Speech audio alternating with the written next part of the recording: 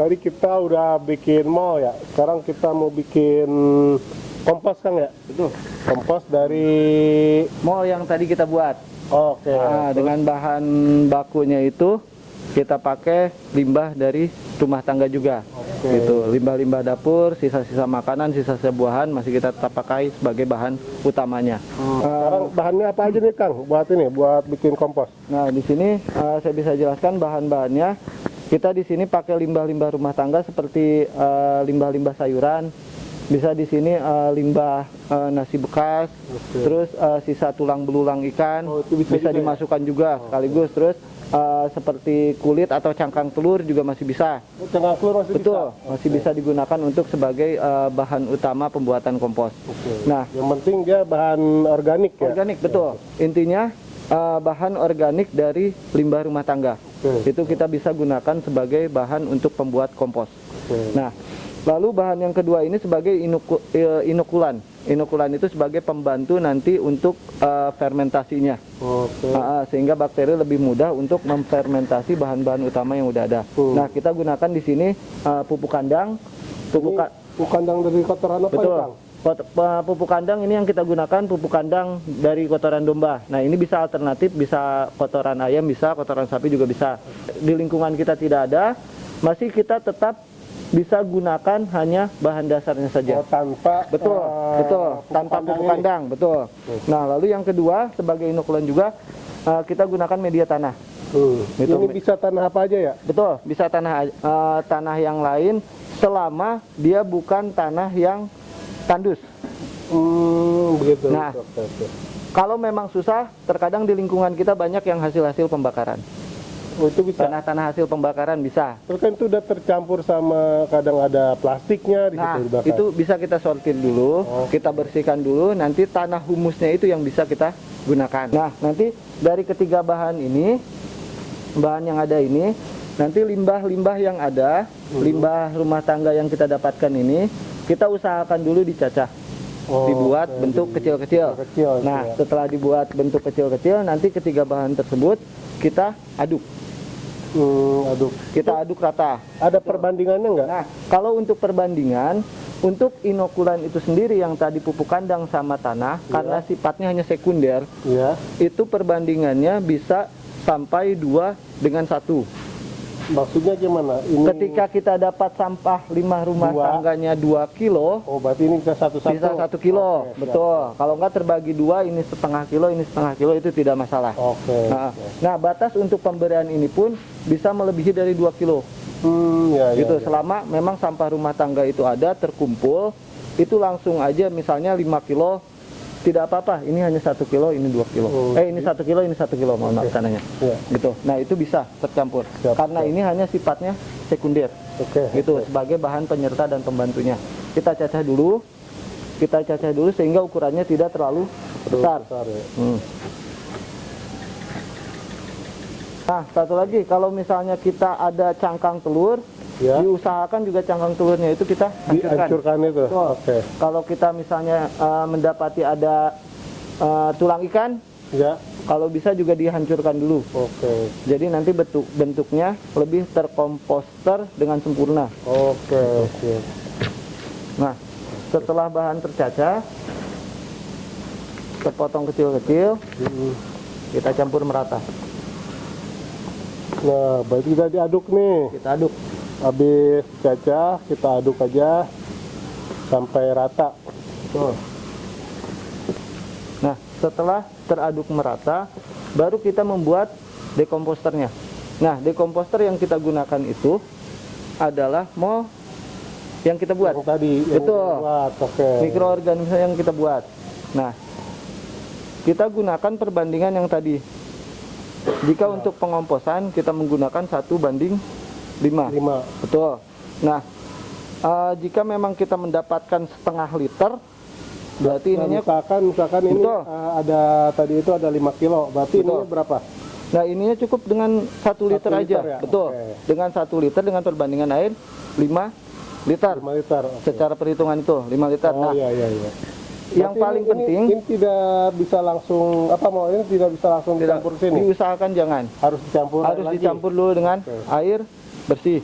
Oke, jadi gini teman-teman, si mau ini kita campur dulu dengan air. Misalkan mau ini ada 1 liter, kita campur dengan air sebanyak 5 liter. 5 liter, betul. Nah, baru bisa diaplikasikan Baru ke sini. kita siramkan ke media yang sudah kita aduk tadi. Dengan perbandingan, misalkan ini ada 5 kilo. Betul.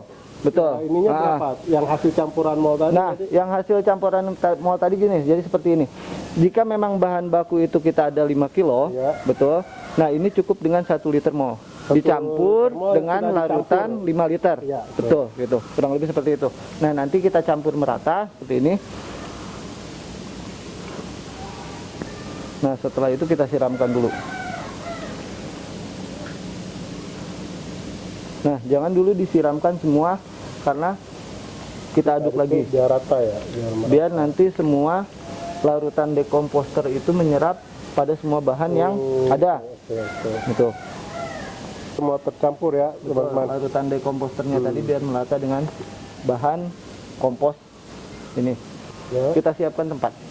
Oke. Tempat untuk fermentasi dari bahan kompos yang ada. Ini Nah, kita akan menggunakan apa nih tempatnya? Apa bisa nggak terbuka gini? sistem terbuka ini masih memungkinkan. Ya. Hanya sifatnya nanti fermentasinya yang lama. Oh, lambat ya. Gitu, betul. Nah, nanti ditakutkan juga kalau tidak tertutup bau busuknya sangat menyengat.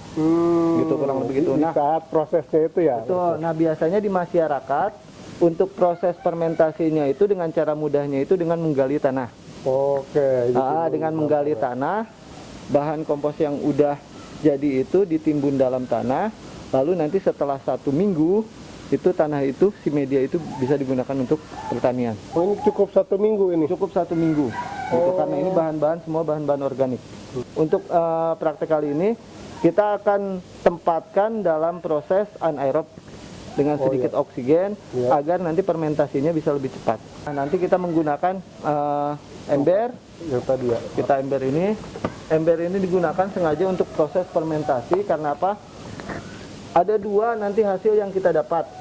Untuk larutannya itu sendiri nanti kita bisa ambil dari keran yang bawah ini dalam bentuk POC, pupuk organik cair. Oh iya. Nah, endapan yang tersisa di atas itu bisa jadi kompos. Itu kayak mol tadi ya. Betul. Cuma mungkin ini si POC itu tidak terlalu keras seperti mol. Betul. Jadi ini hanya bersifat pada unsur kandungan yang dibutuhkan oleh tanaman seperti nitrogen, fosfor, dan kaliumnya, NPK-nya.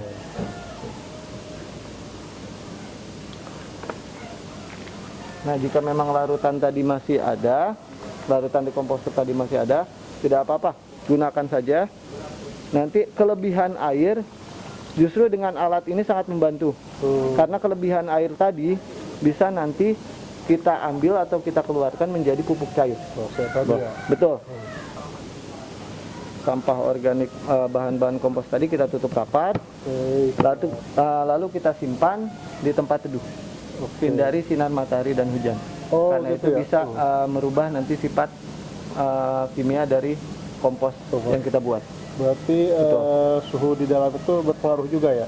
Suhu di dalam ini kalau proses pengomposan itu biasanya rata-rata di angka 30 ke atas.